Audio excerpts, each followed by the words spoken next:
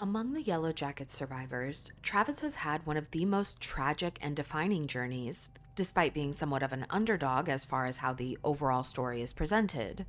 While the focus tends to fall upon the female survivors, Travis has endured just as much, if not far more, than the rest of the group out in the wilderness. Viewers learned of the tragic end to his story back in season 1, but the details which drove him to his death are unclear as of yet. As season 3 progresses, Travis has transformed from a character we love to hate into a core member of the group and the focus of Lottie's growing spiritual zealotry. You have been promoted. You are now one of my elite employees. Travis has experienced strange visions showing his connection to the wilderness, which might also be interpreted as panic attacks from a psychological perspective. He sees visions of the same tree stump where Lottie leaves offerings for the wilderness, surrounded with candles in an ethereal setting, as well as visions of Lottie as a sort of spiritual presence while he was intimate with Natalie. While Shauna struggled to give birth, Travis made a blood offering to the wilderness by cutting his palm and dripping blood onto a moose skull, while the group prayed to the wilderness for protection over Shauna. It's unclear what compelled him to do that, but Lottie prophesied afterward that his offering was recognized by the wilderness. So, time and time again, Travis is shown to have a connection to the wilderness, but the question is, why him? Travis is the son of Coach Bill Martinez, the coach of the Yellowjackets team, and he and his brother Javi were dragged along for the trip to nationals in Seattle. When the plane crashed, Bill was launched from the vessel while helping a sedated Shauna and Jackie with their oxygen masks, and he was impaled upon a tree, stuck high upon a branch. As the group gained their bearings, his body was discovered, and Travis climbed the tree to try and help his father, but the branch broke beneath his weight, sending the branch and his father falling to the ground below. This is the moment when viewers first see the symbol out in the wilderness, carved into a tree from where Coach Bill had fallen. This may just be the awakening of the wilderness, as alluded to when Lottie later tells the group that it wants blood. The plane crashed in a remote area where no one lived, which means Coach Bill's blood would be the first sacrifice the wilderness received in a very long time. But this may also have bigger implications as well. Did Coach Bill's blood somehow bind the Martinez family to the wilderness entity or to the area where the plane crashed? Travis's brother Javi disappeared the night the group celebrated Doomcoming. The same night Travis lost his virginity to Jackie up in the cabin, in a bed lying over the symbol carved into the floor. Javi ran away from the cabin while the group were tripping on some tasty stew, and the girls got a bit maniac. He found a cave to hide out in for a period of time, leaving his brother and the others to search for him as winter descended upon them.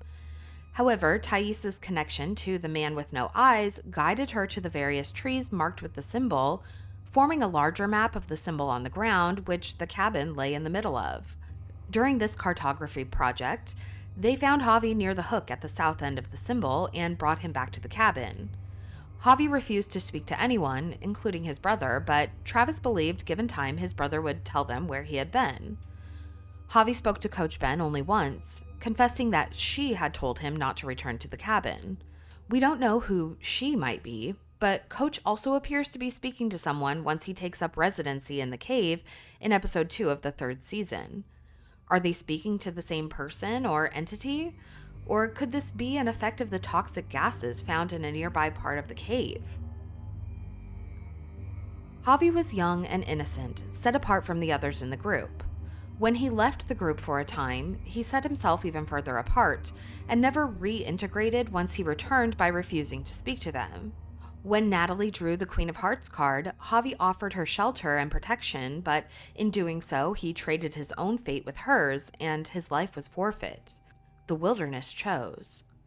The group made the choice to consume his body in order to survive the frozen winter, and after some convincing, Travis joined them, allowing Javi's sacrifice to save his life. I go into more detail on the ritual aspect of this in another video, linked here. The wilderness seems to want the strongest male figure amongst the group, but for what is not entirely clear at this point. Is it finding a vessel to embody? Of the men who entered the wilderness, Coach Martinez was the first sacrifice, whose blood was shed upon the symbol. Javi was gentle, the sacrificial lamb, and Shauna's baby was too young and helpless, or another necessary sacrifice for other reasons. Coach Ben was weakened by his lost leg and his resistance to the wilderness rituals. Travis is the most viable, strong male to represent the wilderness and pursue its desires. There have been a couple of scenes in particular where it's indicated that Travis's connection to the wilderness might be stronger than we realized. One scene took place in episode 105, Blood Hive, during the seance when Lottie is possessed by some wilderness spirit and starts speaking French, saying, "It wants, it wants." When Shauna and Akila ask her, "What is it? What does it want?" the camera immediately pans to Travis, who is just standing there watching. Very auspicious camera shot, in my opinion. Later, in Doomcoming, there is a scene following the sort of pseudo-harem assault on Travis, where he transforms into a stag and the girls begin to chase and hunt him down. When they finally catch him, they tie him up and nearly sacrifice him to the gods of the dirt or whatever, before Nat and Jackie soberly interrupt their moonlight ritual. The stag transformation symbolizes quite a lot, particularly in Celtic mythology, including Arthurian legend. The Stag King is the symbolic protector of the land and king consort to the sovereign queen. This sacred marriage to the land is also strongly connected to tree mythology, including the cosmic tree, also known as Yggdrasil in Norse mythology. This is the world tree, which is an axis mundi connecting the heavens, the earth, and the underworld, the past, present, and future. Travis is connected to both of these ideas, which tells us that he is singularly more important than we have realized up to this point. Lottie is beginning to recognize this, and it seems as though whatever Travis has seen during his visions, something has really freaked him out, and he is terrified to experience it again. One, 2, 3, eyes on me. All done. If Travis is somehow blood-bound to the wilderness through the sacrifice of his father's blood, this would explain why he has such a strong connection to the wilderness.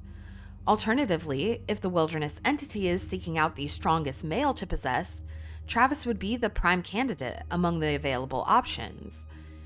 It is rather interesting that as Travis is relentlessly pursued by Lottie's macrodosing regimen, Coach Ben finds a boon from the wilderness in the form of these survival boxes filled with supplies and food. It's almost as though the wilderness is keeping Coach alive as a viable option while Travis wavers in his dedication.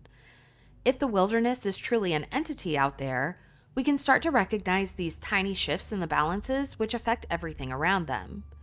Newton's third law is in full effect. For every action, there is an equal and opposite reaction, and in the wilderness, this means life or death. The upcoming episode, titled 12 Angry Girls and One Drunk Travis, appears to focus on the trial of Coach Ben for burning down the cabin, which, according to a poll I recently ran, pretty much no one believes he actually started. However, there are secrets and lies and alter personalities involved here, as well as Greek mythological inspirations, and therefore, we must have a trial. During Van's monologue in It Girl, she accused Coach Ben of being a raging psychopath who burned the cabin down, and Travis got up and walked away from the performance. Travis and Coach had a pretty strong bond, being the only men out there, and it seems as though Travis does not believe that Coach would have tried to burn them alive in the cabin. The film 12 Angry Men is about a hung jury, so it could be very well that Coach's trial comes down to a deadlock decision between the girls, and Travis may be forced to make the deciding vote. That's right. Life and death has always been for it to decide. If Travis is a vessel for the wilderness, then the girls may look to him and speak on behalf of it when they need guidance or an authoritative voice. Interestingly, that would almost make Travis an oracle for the wilderness. An oracle is a priest or priestess acting as a medium through whom advice or prophecy was sought from the gods in classical antiquity. The shrouded and horned figure who haunts the survivors of the wilderness and led the Pit Girl feast around the fire has been lovingly dubbed the Antler Queen by viewers and fans of the show. But, interestingly, the showrunners had a much different title for this character. They originally called the Antler Queen the Oracle, which may just indicate that the Antler Queen is quite unexpectedly none other than Travis himself, in his true form as the King of Hearts and Oracle of the Wilderness. But those are just my thoughts, so let me know yours in the comments below. And if you enjoyed this video, give it a thumbs up and subscribe to the channel for more content like this. Check out the Monday Morning Murder Podcast live on the channel every Monday, discussing the newest episodes of Yellowjackets and much more. Thank you all so much for watching, and we'll see you in the next one. Bye.